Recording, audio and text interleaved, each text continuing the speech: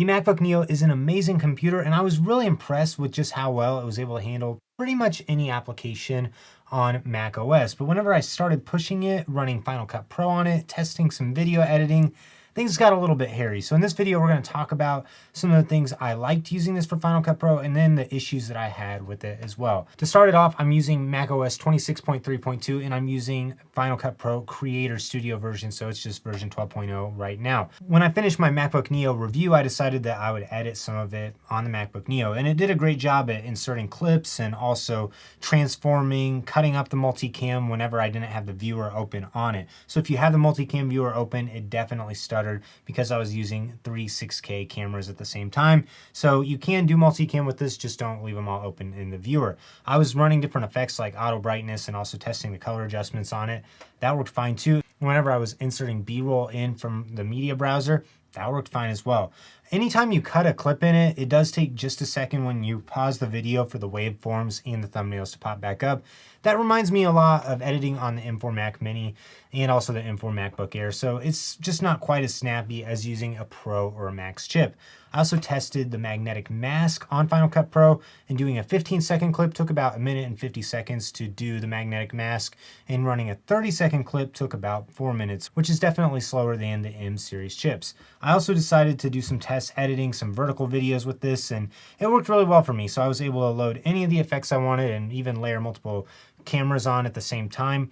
But when I went to actually start exporting these projects, that's when I ran into major slowdowns and realized that this computer is not going to be a video editing computer. Basically, the MacBook Neo will slow down quite a bit depending on how long your project is, as well as the resolution of the project and the effects that you're trying to apply to it.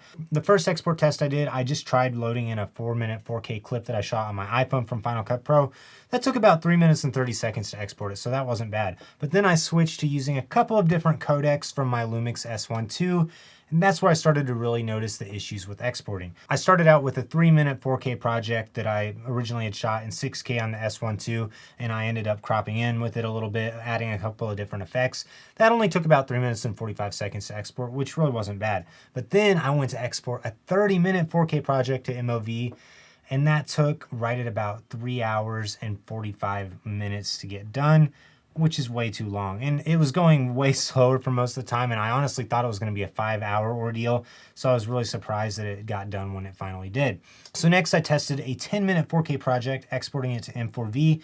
That took about 6 minutes and 45 seconds, so that wasn't bad. So really, to me, it seems like once you get a longer project with more complex effects, or if you're using higher resolutions, that's when these computers are going to slow down big time. And I tested this on both the 256 gigabyte and the 512 gigabyte SSD model, and both of them had plenty of space open on the SSDs, so I'm not really sure if that's the issue.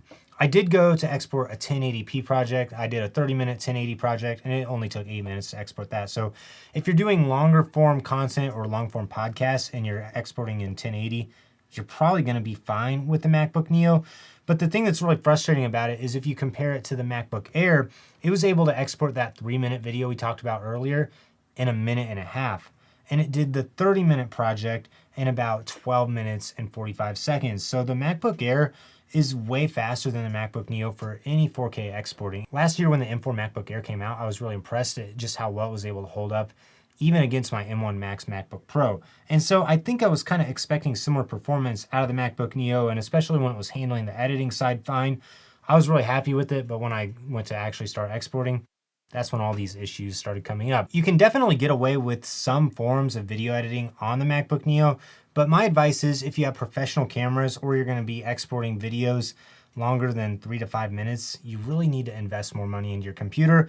The MacBook Air M4 would be an awesome option. Those are going to be on great sales right now since the M5 just came out, and the M5 MacBook Air is definitely a little bit faster than the M4 MacBook Air as well. I'm still kind of early on in my test of those computers, but be sure to subscribe to the channel because I'm going to be doing tons of comparisons going into depth about so many different applications and the speeds you can expect out of all the latest generation of Apple computers. So if you're making social media content, especially short form and in 1080, you're going to be fine with the MacBook Neo.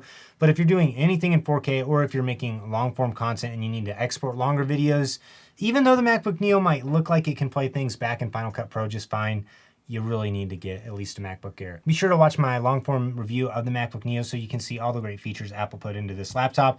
And also be sure to subscribe to the channel so you don't miss out on any upcoming content. And if you got a MacBook Neo, give some of these tests a shot and let me know if yours does any better than the two I got.